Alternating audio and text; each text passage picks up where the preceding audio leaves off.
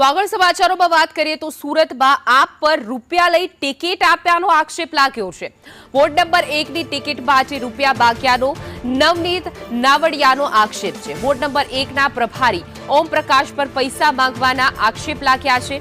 તો નવનીત નાવડિયાએ પત્ની માટે ટિકિટ માંગી હતી। 3 લાખ રૂપિયા લઈ પત્નીને ટિકિટ ન મળતા ફરિયાદ નોંધાઈ છે। દિલ્હીના રાષ્ટ્રીય સહયોગી ઓમ પ્રકાશ સામે ફરિયાદ નોંધાઈ છે।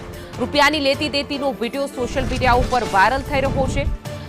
તેઓ પ્રભારીએ 18 લાખ રૂપિયા માંગ્યા હોવાનો આરોપ લાગ્યો છે। ફરિયાદી નવનીત નાવડિયાએ પ્રભારીનો વિડીયો બનાવ્યો હતો અને હવે સોશિયલ મીડિયા ઉપર વાયરલ કર્યો છે અને ફરિયાદ પણ નોંધાઈ છે।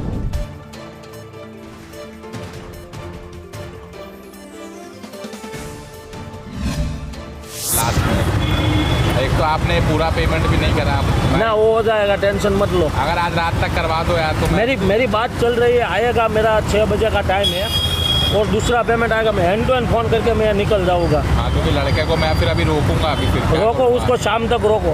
वो आधे का मैं बोलूँगा कि आधा आया आधा बोले शाम तक, तो वो फिर मेरे को वो बोलेंगे कि भाई तुम तीसरी बार बोल रहे हो इतना कम, मतलब समझाना पड़ेगा उनको, देख लो थोड़ा।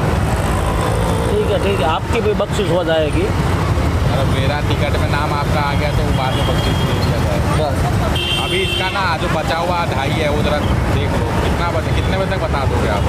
मैं आपको 6:30 बजे तक बता देता हूँ। 100 कोशिश करो इधर उधर से जुड़ा। मैं बस अभी वही काम कर रहा हूँ। अभी तक मैं सिटी में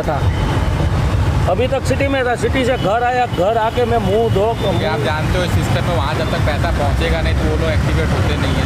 वो लोग को लगता है कि हम ऐसी फालतू बातें कर रहे हैं। नहीं, इसलिए वैसे डिले हो गया। अगर सुबह तक आप कर देते तो अभी तक पैसा पहुँच गया होता है अहमदाबाद। ठीक है, चलो यार करवा के मुझे 6:30 तक पहुँच गया। દિલ્હીથી આવેલા સહયોગી ઓમ પ્રકાશ કે એને મને મળીને એવું કીધું કે નવનીતભાઈ તમારે ચૂંટણી લડવી હોય તો પાર્ટી તમને ટિકિટ એમ ના આપે, તમારે પાર્ટીની અંદર ફંડિંગ આપવું પડે તો પાર્ટી તમને મેન્ડેટ આપે અને તમે ચૂંટણી લડો અને પછી તમે કોર્પોરેટર બની શકો। એટલે મેં ઓમ પ્રકાશને એવું કીધું કે ભાઈ પાર્ટીની અંદર ફંડિંગ માગે તો કેટલા પૈસાનું ફંડિંગ માગે। એટલે ઓમ પ્રકાશે મને એવું કીધું કે ચોક્કસપણે હું તમને ઉપરથી વાત કરીને કાલે ફોન દ્વારા તમને જણાવી દઈશ। એટલે મારામાં ફોન આવ્યો અને ઓમ પ્રકાશે મને કીધું 21 લાખ રૂપિયા પાર્ટીની અંદર ફંડ આપો તો તમને ટિકિટ મળે। એટલે મેં કહું મારા પાસે ભાઈ એટલા બધા પૈસા નથી, સામાન્ય માણસ છું। એટલે મને એને એવું કીધું કે તો 18 લાખ રૂપિયા। મેં કહ્યું ના, મારે 18 લાખ રૂપિયામાં નથી મેં કહું ટિકિટ જોતી।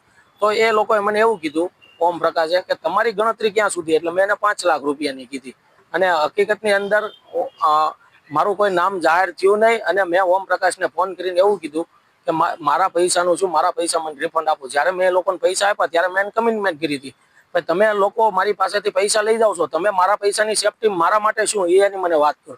તો એને મને એવું કીધું હતું કે જ્યારે તમારી ટિકિટ ના આવે તો પૈસા ચોક્કસપણે રિફંડ તમને કરાવવાની જવાબદારી મારા માથે। તો મેં ઓમ પ્રકાશને ચોક્કસથી ફોન કરીને એવું કીધું કે ભાઈ મારું નામ ડિક્લેર નથી થયું, મારી વાઈફનું નામ નથી થયું, તો મને મારા પૈસા રિફંડ કરી દો। તો મને કે 4-5 દિવસનો સમય લાગશે। ચોક્કસથી આ જે ઓમ પ્રકાશ કરીને છે એમની જોડે મારે કોઈ વાત થતી નથી અને બપોરે મને નિર્ણય મેં લઈ લીધો કે ભાઈ એક ફરિયાદ ટાઈપ કરાવીને પોલીસ કમિશનર કચેરી ખાતે આપીને અને આના વિરુદ્ધ ચોક્કસપણે યોગ્ય પગલાં લે એવી મારી આશા।